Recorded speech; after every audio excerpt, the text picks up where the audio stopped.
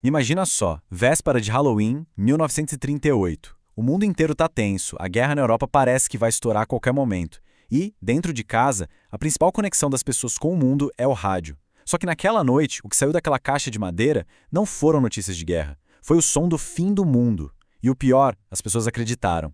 E claro, na manhã seguinte, o caos estava estampado na capa de todos os jornais. As manchetes gritavam sobre terror e uma nação em choque. A história deixou de ser sobre uma peça de teatro no rádio para virar uma notícia de primeira página sobre um pânico que tomou conta do país.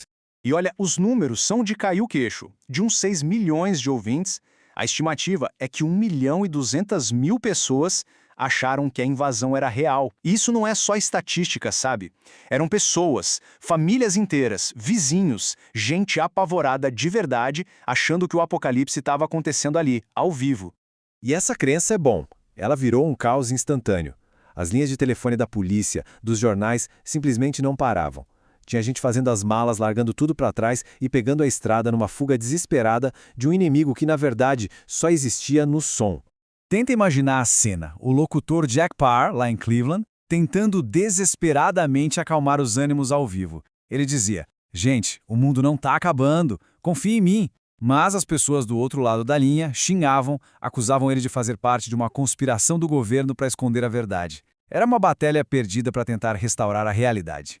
Tá, mas quem é que seria capaz de planejar um caos desse tamanho? A resposta é surpreendente. Um gênio de só 23 anos, Orson Welles. Ele e a turma de teatro experimental dele, o The Mercury Theatre on the Air, já eram conhecidos por inovar no rádio. Só que naquela noite, eles não só quebraram barreiras, eles quebraram a realidade.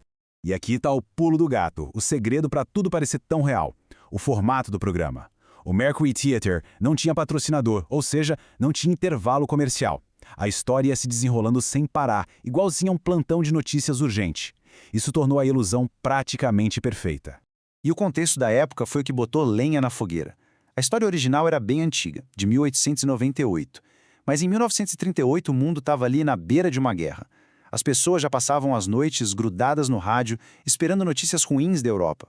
A cabeça de todo mundo já estava preparada para o desastre. A invasão de Marte foi só a faísca que faltava. Então, a grande pergunta é, como? Como Wells e a equipe dele conseguiram enganar tanta gente? Como eles transformaram ficção em algo tão palpável? A resposta está na anatomia dessa farsa.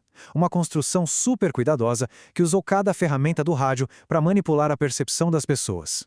A fórmula era simplesmente genial. Primeiro, o formato de notícia urgente, que interrompia um programa de música que estava tocando. Depois, usaram nomes de lugares reais, como o Grover's Mill, para dar aquela sensação de verdade. Aí inventaram especialistas e autoridades para dar depoimentos. Os efeitos sonoros eram super realistas, com barulho de explosão e gritos. E, por fim, a arma mais poderosa de todas, o silêncio. Um repórter que de repente fica mudo no meio do caos, isso assusta mais do que qualquer monstro. E o uso do som, gente, foi uma aula de manipulação psicológica. Quando a transmissão do repórter supostamente caía, não ficava um silêncio total. O que se ouvia era a melodia meio fantasmagórica de um piano, tocando sozinho no estúdio.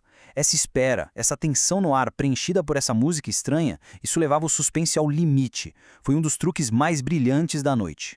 E a escalada do terror foi implacável. Foi tudo muito rápido. Começou com uma música de dança normal. Daí, uma interrupção. Depois, o relato de uma nave estranha aterrissando. Gritos. Um silêncio ensurdecedor de um repórter que morre ao vivo. E, para fechar, a descrição da queda de Nova York. Em menos de 40 minutos, Orson Welles levou a América da tranquilidade de um domingo à noite direto pro apocalipse. Mas espera aí, a história que a gente sempre ouviu é totalmente verdade? O país inteiro realmente entrou em pânico? Pesquisas mais recentes mostram que essa tal histeria em massa talvez seja o maior mito dessa história toda. Uma ficção que foi criada em cima de outra ficção. Pois é, o mito que ficou foi de pânico nacional. Cidades evacuadas, gente se jogando da janela. A realidade, o pânico aconteceu, sim, mas foi muito mais localizado, concentrado em algumas áreas. A imagem de um país inteiro em pânico foi, na verdade, uma narrativa que a própria imprensa ajudou a exagerar. E muito. E aqui vem a grande ironia. Enquanto uma parte do país ouvia o fim do mundo, a grande maioria dos americanos estava, na verdade, ouvindo um programa de comédia super popular em outra estação. A audiência do Wells era bem pequena em comparação. O pânico foi causado principalmente por gente que estava pulando de estação e pegou a história já pela metade, perdendo o aviso inicial de que tudo era ficção. Então, por que esse mito do pânico nacional se espalhou tanto? A resposta está numa guerra de mídias. Os jornais, que estavam se sentindo ameaçados pelo poder cada vez maior do rádio, viram ali uma oportunidade de ouro para atacar o concorrente. Eles pintaram o rádio como irresponsável e perigoso, basicamente usaram desinformação para acusar o rádio de desinformar. Mas sendo mito ou realidade, o fato é que a invasão de Marte deixou um legado que dura até hoje. Esse evento virou um estudo de caso clássico sobre o poder da mídia, sobre como a nossa psicologia é vulnerável e sobre a linha perigosamente fina que separa informação de entretenimento. No dia seguinte, Orson Welles foi para a imprensa com a cara de quem estava super arrependido. Mas por trás daquele pedido de desculpas estava um mestre do espetáculo. O escândalo não acabou com a carreira dele. Muito pelo contrário, transformou-o numa lenda. Ele virou o gênio perigoso que enganou a América. E essa fama abriu todas as portas de Hollywood para ele. E a fórmula do Welles era tão potente que quando outros países tentaram copiar, as consequências foram ainda mais trágicas. No Chile, uma pessoa morreu de ataque cardíaco. No Equador, o pânico virou uma revolta que terminou com a rádio incendiada e 7 mortos. A lição era clara. Aquilo não era um fenômeno só americano, mas um exemplo sombrio do poder universal da mídia de massa. Olhando para trás, dá para dizer que esse foi talvez o primeiro viral da história.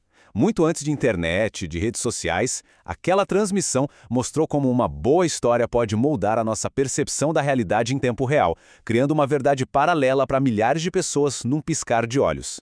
E isso tudo nos leva a uma pergunta final que é até um pouco desconfortável. Hoje, num mundo bombardeado por fake news e desinformação digital por todos os lados, será que a gente está mais preparado para lidar com isso do que o pessoal de 1938? Ou será que a tecnologia só deu um palco maior e mais perigoso para o mesmíssimo tipo de pânico? A resposta? Bom, essa fica no ar.